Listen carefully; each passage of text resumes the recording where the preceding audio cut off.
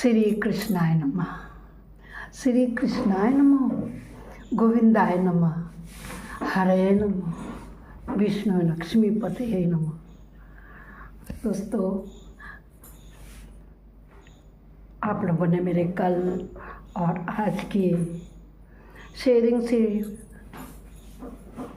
सुन ही लिया होगा कि मल मास में, जिसे पुरुषोत्तम मास भी कहते हैं, तो इस जेठ की कृष्ण पक्ष की एकादशी को परमा एकादशी कहते हैं। 3 साल बाद पड़ता है ये मल मास। विष्णु भगवान को समर्पित होता है। इससे सारे पाप दुख और दरिद्रता को दूर होते हैं। इसकी कथा जो भी सुनते हैं भक्त लोग, बैकुंठ धाम की प्राप्ति होती है। मैं आप लोगों को इसकी कथा सुनाने जा रही हूँ। बड़े प्यार और श्रद्धा भाव से सुनिए।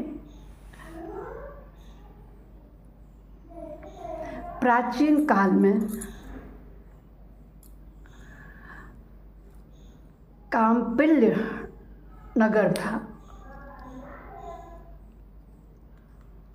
वहाँ एक सुमेध नाम का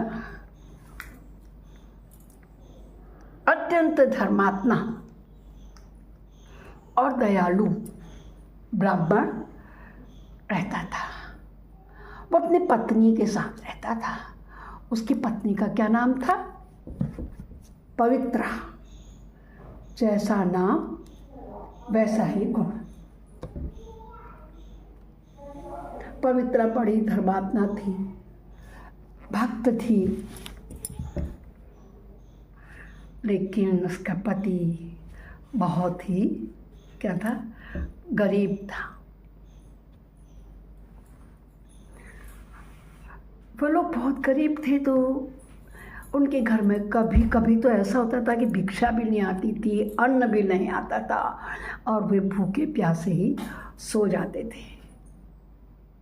लेकिन कभी अगर सत्कार करने की ज़रूरत पड़ी, यानी कि अवसर आया, तो वो लोग कभी पीछे नहीं हटते थे। अपना खाना पीना वो उस अतिथि के पीछे लगा देते थे। एक दिन अपनी गरीबी से तंग आकर के सुमेध ने अपनी पत्नी पवित्रा से कहा कि पवित्रा, मैं ऐसा करता हूँ, परदेश जाता हूँ और वहाँ से धन कमा के लाऊंगा। हमारे और आप लोगों के में ये एक विचित्र धारणा है कि अपने देश में रह के हम धन नहीं कमा सकते, विदेश में काफ़ी धन की प्राप्ति हो जाती है। तो उसकी पत्नी पवित्रा ने कहा कि आप जहाँ जाएंगे वहाँ आपके साथ आपका भाग्य जाएगा, है ना सर? अब आप विदेश जा रहे तो भाग्य यहाँ थोड़े छोड़ जाओगे। आपके कर्मों का फल, आपके विधि ने जो लिख दिया विधान, भाग्य तो साथ ही चलेगा। भाग्य से ज़्यादा आपको कहीं नहीं मिल सकता। इसलिए पवित्रा ने कहा कि भाग्य के बिना कुछ नहीं मिलता है। जो कुछ भी व्यक्ति को मिलता है वह उसके पूर्व जन्मों का कर्मों का फल होता है। इसलिए हम यहीं रह कर के हमें संतोष करना चाहिए। पत्नी की बात सुनकर सुमेध वहीं रुक गया। कुछ समय बाद उनके यहाँ एक महान तपस्वी आए, कौंडिन्य ऋषि। क्या नाम था ऋषि का? कौंडिन्य ऋषि आए। दरिद्रता होने के कारण, गरीबी के कारण, वो दोनों पति पत्नी उनका उतनी आवभगत तो नहीं कर सके, मगर अपनी प्रेम और श्रद्धा भक्ति के साथ उस ऋषि की ऐसी सेवा करने लगे जो ऋषि बहुत प्रसन्न हो गए। ऋषि ने कहा कि ये लोग तो बहुत ही गरीब हैं, मगर इनमें श्रद्धा भाव बहुत है, आतिथ्य सत्कार भाव बहुत है। वो सोच ही रहे थे कि पवित्र हाथ जोड़कर अपने ऋषि के सामने खड़ी हो गई और पूछने लगी कि हे ऋषि महाराज, हमारी दरिद्रता का क्या कारण है, इसको हम कैसे दूर कर सकते हैं, इसका कोई उपाय बताइए। तब कौंडिन्य ऋषि ने उन्हें अधिक मास के कृष्ण पक्ष में आने वाली इसी जो आज है ना परमा एकादशी के व्रत को करने का बताया कि तुम इस व्रत को विधि विधान से करो तो भगवान श्री हरि विष्णु की कृपा से तुम्हारे दरिद्रता का नाश हो जाएगा और तुम सुख से रहने लगोगे।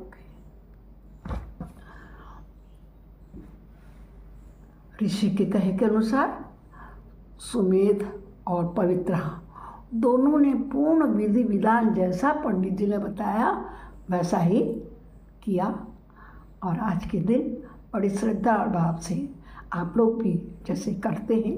कितने लोग मेरी कथा को सुन रहे होंगे, कितने लोग पंडित जी से सुन रहे होंगे, कितने लोग खुद पढ़ रहे होंगे। भगवान लक्ष्मी नारायण की श्रद्धा भाव से जो पूजा कर रहे होंगे, ऐसे ही सुमेध और पवित्रा ने करी। जब उन लोगों ने उसको नियम और श्रद्धा पूर्वक किया, विधि विधान से किया, सारी रात कृष्ण भगवान का जागरण किया। जब वो जागरण कर रहे थे,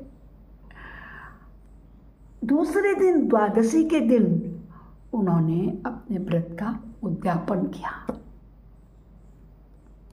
दोस्तों, कहते हैं जो आज के दिन उपवास करता है, व्रत करते हैं, यदि उनमें सामर्थ्य है तो उन्हें अनाज नहीं खाना चाहिए, फलाहार करना चाहिए, भोजन। अब हमारे जो जमीन के नीचे फल वाली सब्जीदार कहो ना, जैसे आलू हो गया और घुइयाँ अरबी है ना, शकलकंदी और सीताफल भी,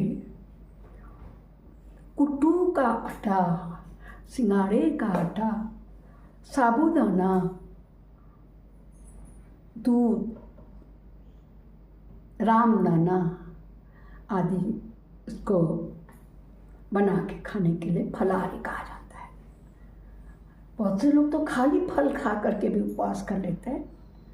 एक गिलास दूध पिया और फल खा करके सो गए। प्रातःकाल जब उद्यापन करा तब उसके बाद व्रत को खोलते हैं। तो परमा एकादशी के व्रत के इस पावन व्रत के प्रभाव से उनके किनके सुमेध और पवित्रा के सारे पाप नष्ट हो गए, उनके सारे दुख दूर हो गए जी। उन्हें धन धान्य सुख संपत्ति सब कुछ प्राप्त हो गया। वैभव की कोई कमी नहीं रही उनके पास, वैभव हो गया। अंत समय में इस व्रत के प्रभाव से भक्तों वे भगवान विष्णु के दिव्य धाम में पहुँचे और वैकुंठ को प्राप्त कर लिया। बोलो श्री कृष्णचंद्र भगवान की जय होवे। जय जय विष्णु भगवान की जय। श्री हरि महालक्ष्मी लक्ष्मीपति सत्यनारायण की जय होवे। जिस प्रकार से सुमेध और पवित्रा के दुखों का नाश होके दरिद्रता कर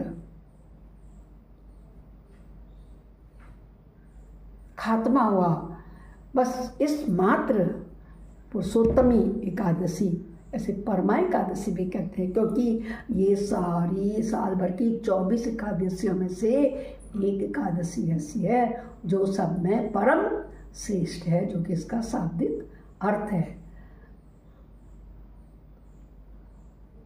प्राप्त हुआ। इसी प्रकार हम सब भी इस व्रत को कर रहे हैं। क्योंकि जो भी लोग कर रहे हैं उनको भगवान विष्णु अपनी कृपा दे, अपनी दया दृष्टि दे। इसी मनोकामना के साथ मैं अपनी वाणी को विश्राम देती हूँ। आप लोगों ने व्रत किया तो मेरी इस कथा को कानों से श्रवण मात्र कर लीजिए। सिर्फ रेस्ट टाइम पर, जब आप रेस्ट कर रहे हैं, आप सो रहे हैं, कहीं ध्यान में हैं, सुनने मात्र से ही अंत समय में श्री हरि के चरणों में जगह मिलती है। बोलो ओम नमो वासुदेवाय नमः, ओम नमो वासुदेवाय नमः, ओम नमो वासुदेवाय नमः, ओम नमो वासुदेवाय नमः, ओम नमो वासुदेवाय नमः। नमस्कार दोस्तों, कल फिर मिलते हैं किसी दूसरे भजन के साथ।